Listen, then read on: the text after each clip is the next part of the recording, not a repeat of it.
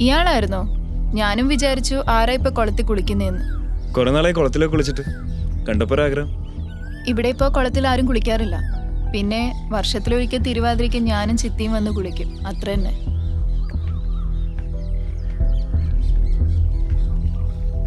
ഇയാളോടൊരു sorry pending ഉണ്ടല്ലോ. എന്നോടോ? ഞാനന്ന് തന്നോടൊരു കാര്യമില്ലാതെ ദേഷ്യപ്പെട്ടത്. Sorry. താൻ പാട്ട് പഠിച്ചിട്ടുണ്ടെന്ന് എനിക്ക് അറിയില്ലായിരുന്നു. ഓ അതോ?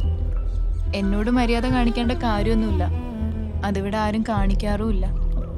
പിന്നെ സംഗീതം പഠിച്ചതും പഠിക്കാത്തതും ഒക്കെ ഒരുപോലെയാ. ആർക്കും ഒരു ഗുണവുമില്ല. But I must say this, താനൊന്ന് അസലായി പാടി. അത് തന്നോടുള്ള ദേഷ്യത്തിൽ പാടിയതാ. ശരിക്കും ഞാൻ തന്നോടാ നന്ദി പറയണ്ടേ, ഒരുപാട് നാളുകൾക്ക് ശേഷം എന്നെ പാടിപ്പിച്ചതിന്. മ്യൂസിക് ഒരു കരിയറായിട്ട് എടുത്തൂടെ? നല്ല ഭാവിയുണ്ട്. ഭാവിയോ? എനിക്കോ? എന്റെ ഭാവിയും ഭൂതവും ഒക്കെ ദേ ഈ ആശ്രമ വീട് തന്നെയാ.